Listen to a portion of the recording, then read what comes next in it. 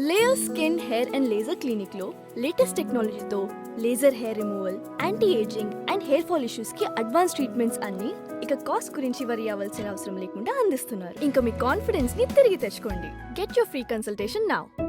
శ్రీ మహాగణాధిపతయే నమః, శ్రీమాత్రే నమః. ఆధాన ఆధ్యాత్మిక వీక్షకులందరికీ శుభాశిస్సులు. పుణ్యనదులలో స్నానం చేయటం ద్వారా ఎటువంటి సత్ఫలితాలు కలుగుతాయో, ఏ నదిలో స్నానం చేస్తే ఎలాంటి ప్రయోజనాలు కలుగుతాయో ఈ వీడియోలో మనం తెలుసుకుందాం. మన భారతీయ సనాతన సంస్కృతి సంప్రదాయాల్లో, ఆచార వ్యవహారాల్లో పుణ్యనది స్నానాలకు విశేషమైన ప్రాధాన్యత ఉంది.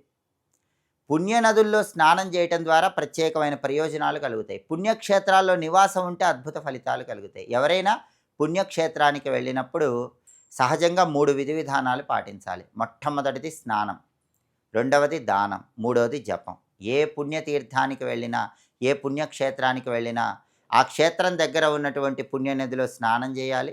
ఆ తర్వాత నది సమీపంలో ఏదైనా శక్తి కొలది దానం ఇవ్వాలి. ఆ నది దగ్గర కూర్చొని లేదా దేవాలయంలో కూర్చొని జపం చేసుకోవాలి. ఈ 3 విధులు పాటిస్తే అద్భుతమైన ప్రయోజనాలు కలుగుతాయి. అలాగే ఎక్కడైనా సరే ఏ భగవంతుడైనా స్వయంభూగా అవతరించినటువంటి దేవాలయం ఉన్న ఊరిలో నివాసం ఏర్పాటు చేసుకొని ఆ ఊరిలోనే శరీరాన్ని విడిచిపెడితే ఖచ్చితంగా మోక్షం కలుగుతుంది. అలాగే పుణ్యనదుల్లో ఒక్కొక్క పుణ్యనదిలో స్నానం చేస్తే ఒక్కొక్క రకమైన ప్రయోజనం కలుగుతుందని కూడా మనకు గరుడ పురాణంలో చెప్పారు. ప్రధానంగా ఎవరైనా సరే సూర్యుడు సింహరాశిలో సంచారం చేసేటప్పుడు పుణ్యనదుల్లో స్నానం చేస్తే అద్భుతమైన ఫలితాలు చేకూరతాయని కూడా పౌరాణిక గ్రంథాల్లో చెప్పారు. అలాగే దేవగురు అయినటువంటి బృహస్పతి అంటే గురుగ్రహము సింహరాశిలో సంచారం చేసేటప్పుడు గోదావరి నదికి పుష్కరాలు వస్తాయి. ఆ సమయంలో గంగలో, గోదావరిలో ఈ రెండిట్లో స్నానం చేస్తే పునర్జన్మ ఉండదని కూడా గరుడ పురాణంలో చెప్పారు. గురువు సింహరాశిలో ఉన్నప్పుడు గోదావరి నదికి పుష్కరాలు వస్తాయి.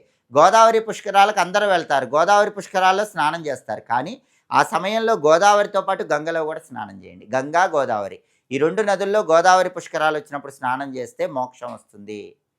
అలాగే మనకి సోణభద్రా నది అని ఉంటుంది.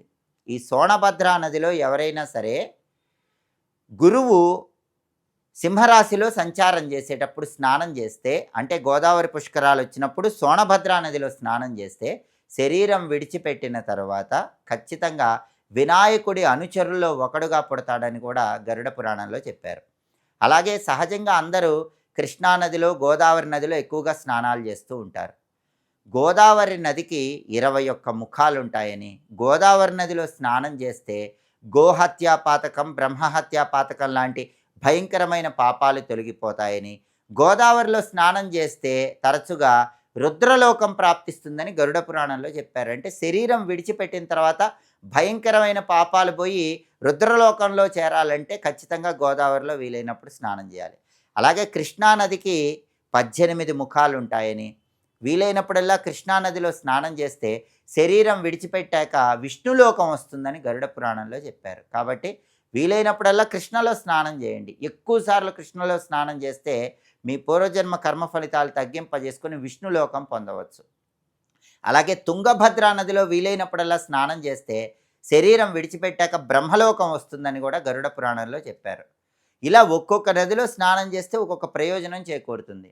అలాగే ఎవరైనా నర్మదా నదికి 24 ముఖాలు ఉంటాయని, నర్మదా నదిలో స్నానం చేస్తే జన్మజన్మల కర్మ ఫలితాలు, దోషాలు అన్నీ తొలగింపజేసుకొని పుణ్య ఫలితాన్ని అనుసరించి విష్ణులోకాన్ని చేరతారని కూడా గరుడ పురాణంలో చెప్పారు. అలాగే కావేరీ నదికి కూడా చాలా శక్తి ఉంటుంది.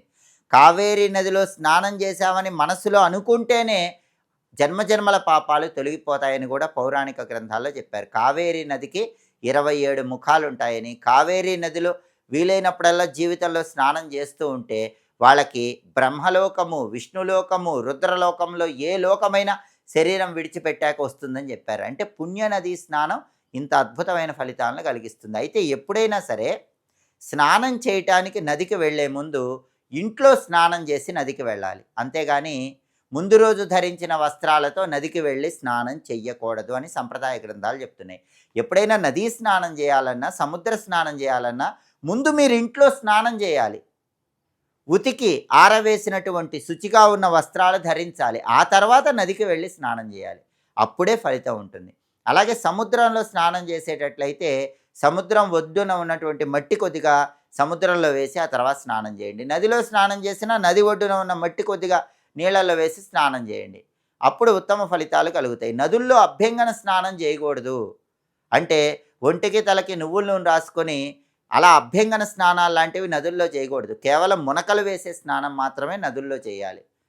తల స్నానం మాత్రమే చేయాలి. తలంటు స్నానాలు చేయకూడదు. కుంకుడుకాయ రాసుకోవటం, షాంపూ పెట్టుకోవటం, ఒంటికి తలకి నూనె రాసుకోవటం ఇలాంటివి నదుల్లో చేయకూడదు. తలస్నానం చేయాలి, మునకలు మునగాలి. ఈ నియమాలు పాటిస్తూ నదీ స్నానం చేయండి. విశేషమైన శుభ ఫలితాలు సిద్ధింపజేసుకోండి. ఎప్పటికప్పుడు ఆసక్తికరమైన విశేషాంశాలు తెలుసుకోవాలంటే ఆధాన్ ఆధ్యాత్మిక ఛానల్ని తప్పకుండా సబ్స్క్రైబ్ చేసుకోండి. సర్వే జనాః సుఖినో భవంతు. స్వస్తి.